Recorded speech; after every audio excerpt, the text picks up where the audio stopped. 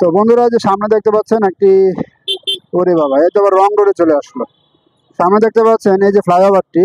অনেকে আপনারা প্রশ্ন করে থাকেন, ভাইয়া ফ্লাইওভার ওঠার নিয়ম কি? যারা যারা নতুন বাইক চালানো শিখতেছেন আপনাদের উদ্দেশ্যে বলবো, আপনারা আমার মিটারে দেখেন, আমার মিটারে দেখতে পাচ্ছেন যে আমি 3 নম্বর গিয়ার দিয়ে আমি ফ্লাইওভারে উঠতেছি। কেন উঠতেছি? অনেকেই বলে যে ফ্লাইওভার উঠতে হলে আপনাদেরকে 1 নম্বর বা 2 নম্বর গিয়ার ব্যবহার করা উচিত, কিন্তু আমি বলবো আপনি যদি রানিংয়ে থাকেন তাহলে তো আপনারা আর 1 নম্বর 2 নম্বর গিয়ারে দিয়ে উঠবেন না, তাই না?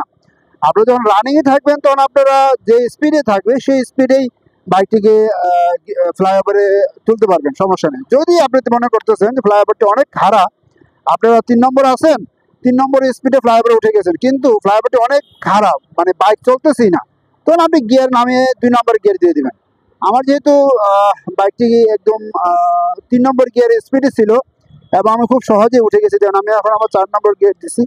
আবার অনেকের এই নামার সময় কিন্তু অনেক সমস্যা হয়ে থাকে, যে নামার সময় অনেক স্পিড কন্ট্রোল করতে পারেন না, বা স্পিড যদি বেশি থাকে সেক্ষেত্রে কিভাবে কন্ট্রোল করবেন। দেখুন, আমি যখন নামতেছি তখন কিন্তু আমার গিয়ার 4 নম্বরে আছে, আমি কিন্তু এখনো টানতেছি, এখন আমি বাইক স্লো করি নাই।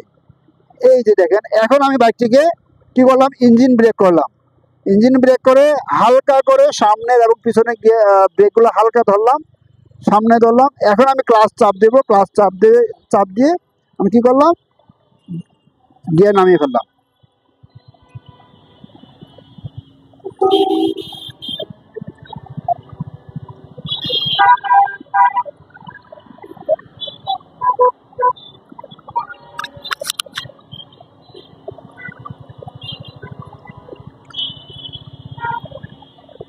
তবে ফ্লাইওভার থেকে নামার পর যদি আপনারা বামে যান অথবা ডান দিকে যান, বা ধরুন যে ফ্লাইওভার থেকে নামার পর আপনি বাম দিকে যাবেন, সেক্ষেত্রে কিন্তু একটু রিস্ক থাকে। কেননা আপনি যখন স্পিডে ফ্লাইওভার থেকে নামবেন তখন বাম দিকে থেকেও কিন্তু কোনো গাড়ি আসতে পারে, সেখানে অবশ্যই লুকিং গ্লাস দেখে তারপর আপনাদেরকে নামতে হবে। সামনে বন্ধুরা আরেকটি ফ্লাইওভার আছে, চলুন আমি সেই ফ্লাইওভার আপনাদেরকে গিয়ার দিয়ে তারপরে দেখাবো। আমার পিছনে ফ্লাইওভারটা কিন্তু আমি গিয়ার 3 দিয়ে আমি ফ্লাইওভার ক্রস করেছিলাম, তাই না? আমি এখন দেখাবো, যারা বলেন যে গিয়ার 2 দিয়ে কিভাবে উঠবেন আমি আপনাদেরকে দেখাচ্ছি। তারা সামনে একটা ফ্লাইওভার আছে, ধরুন আপনি এখান থেকে একেবারে গুড়ি থেকে উঠবেন। আমি বাইকটিকে একেবারে স্লো করে ফেললাম, দেখতে পাচ্ছেন একেবারে স্লো। এই যে দেখেন একেবারে স্লো, আমি এখান থেকে এখন উঠবো। এই দেখেন আমার গাড়ি কিন্তু একেবারে রানিং ছিল না, স্লোই ছিল। আমি গিয়ার 2 দিয়ে উঠতেছি। যদি আপনাদের ফ্লাইওভার থেকে গুড়ি থেকে একেবারে স্টার্ট দিয়ে উঠেন তাহলে অবশ্যই গিয়ার 1 দিবেন। 1 দিয়ে কিছুক্ষণ ওঠার পর তারপরে আপনারা চাইলে গিয়ার চেঞ্জ করে 2 তুলতে পারেন। তবে যেগুলো খাড়া যে ফ্লাইওভারগুলো, একেবারে ঢালু যে ফ্লাইওভারগুলো, এগুলো তো আপনারা অবশ্যই স্পিডে দিবেন না, মানে গিয়ার বেশিতে রাখবেন না। গিয়ার 2 দিয়ে ফ্লাইওভার উঠতে পারবেন খুব সহজে।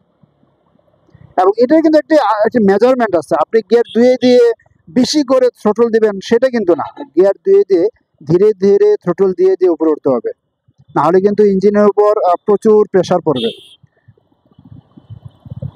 তো বন্ধুরা, আমি মনে করবো যে আপনারা এই জিনিসটা ক্লিয়ার হয়ে গেছেন যে কিভাবে ফ্লাইওভার উঠবেন, কিভাবে ফ্লাইওভার থেকে নামবেন। চলুন এই ফ্লাইওভার থেকে নেমে আমি আপনাদেরকে দেখাই যে ফ্লাইওভার থেকে নামার সিস্টেম বা ফ্লাইওভার থেকে নামার আদর্শ উপায় কি।